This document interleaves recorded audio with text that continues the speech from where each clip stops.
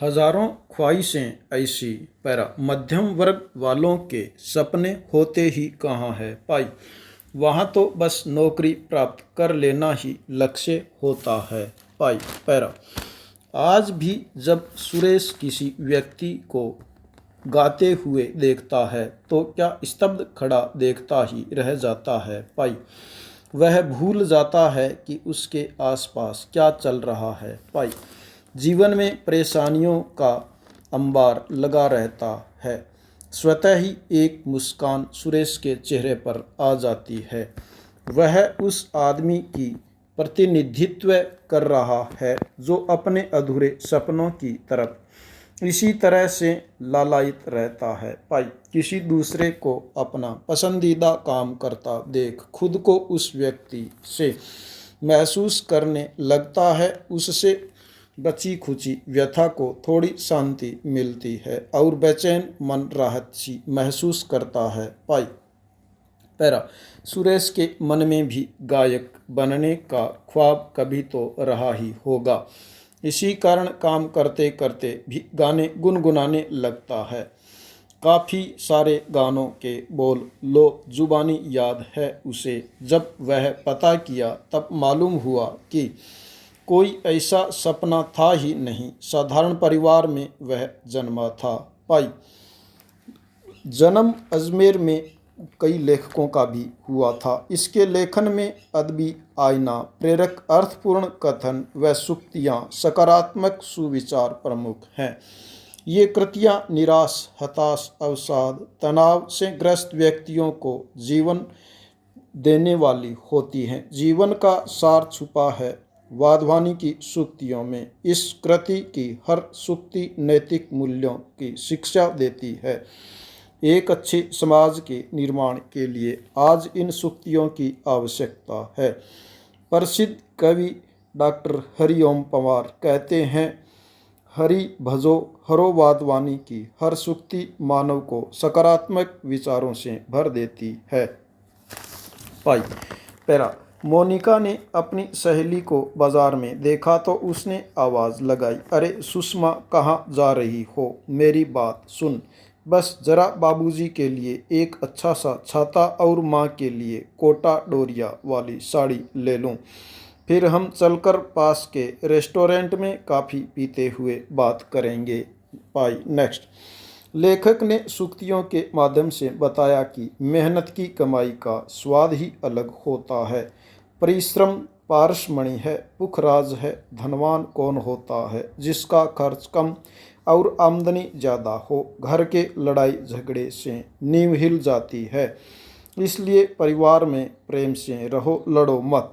इस तरह के कई सामाजिक विषयों पर लेखक ने अपने विचार बड़ी ही सादगी से रखे हैं। पुस्तक की भाषा शैली मौलिक व विशिष्ट है जो पाठक को प्रभावित करती है। नेक्स्ट क्यों नहीं है तुम्हारे पापा के पास गोली इंजेक्शन जैसे बड़े बड़े हथियार है, हो तो उनके दम पर ही कोरोना जैसी महामारी का जड़मूल से उखाड़ फेंकना, ये शब्द भी कहे थे।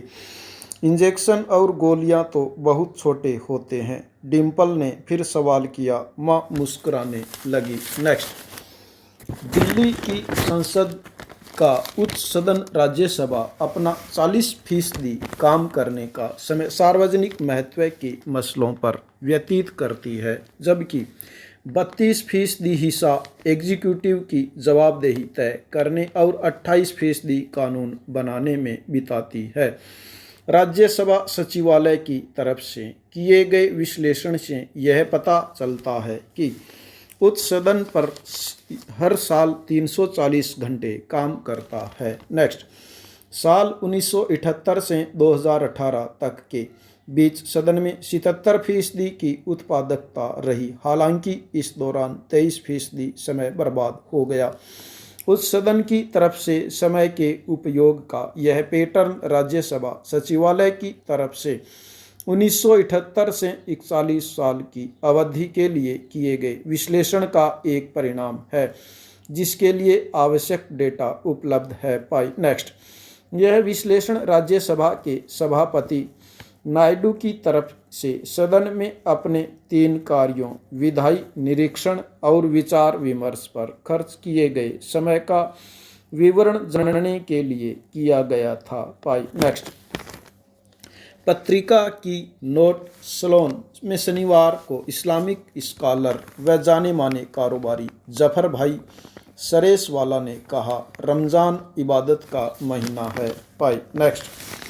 ऑस्ट्रेलिया के पूर्व तेज गेंदबाज ब्रेट ली का मानना है कि विराट कोहली ऐसे बल्लेबाज हैं जो कि क्रिकेट के भगवान सचिन तेंदुलकर का रिकॉर्ड तोड़ सकते हैं। ली ने क्रिकेट कनेक्टेड कार्यक्रम में कहा, हम यहाँ शानदार रिकॉर्ड की बात कर रहे हैं और जिस तरह से उनका पिछले 7-8 साल का क्रिकेट कैरियर रहा है तथा जिस तरह से वह आगे बढ़ रहे हैं उसे देखते हुए वह निश्चित रूप से इसे हासिल कर सकते हैं। नेक्स्ट। पाकिस्तान महिला क्रिकेट टीम की पूर्व कप्तान सना मीर ने शनिवार को अंतर्राष्ट्रीय क्रिकेट से संन्यास लेने की घोषणा कर दी है। नेक्स्ट। लोकसभा अध्यक्ष बिरला की राज्य विधानमंडलों के पीठासीन अधिकारियों के साथ हुई वीडियो कॉन्फ्रेंस के दौरान लिए गए फैसले के अनुसार लोकसभा सचिवालय ने एक नियंत्रण कक्ष स्थापित किया है। इसका मकसद कोविड-19 का मुकाबला करना है। इसके जरिए तुरंत सहायता पहुंचाने के लिए सांसदों, विधायकों और आम जनता के बीच शीघ्र संपर्क स्थापित करने में सहायता करना है। लोकसभा सचिवालय ने शनिवार को बताया कि संसद भवन में तत्काल प्रभाव से एक नियंत्रण कक्ष ने कार्य करना शुरू कर दिया है। नेक्स्ट। उत्तर कोरिया के शासक किम जोंग उन के स्वास्थ्य को लेकर विरोधाभासी खबरों के बीच डॉक्टरों का एक चीनी दल प्योंगयांग पहुंच चुका है। कहा जा रहा है कि किम की हालत नाजुक है और चीन के डॉक्टर सलाह देने के लिए भेजे गए हैं। हालांकि किसी ने किम जोंग के स्वास्थ्य के संदर्भ में इस यात्रा का कोई संकेत नहीं दिया है।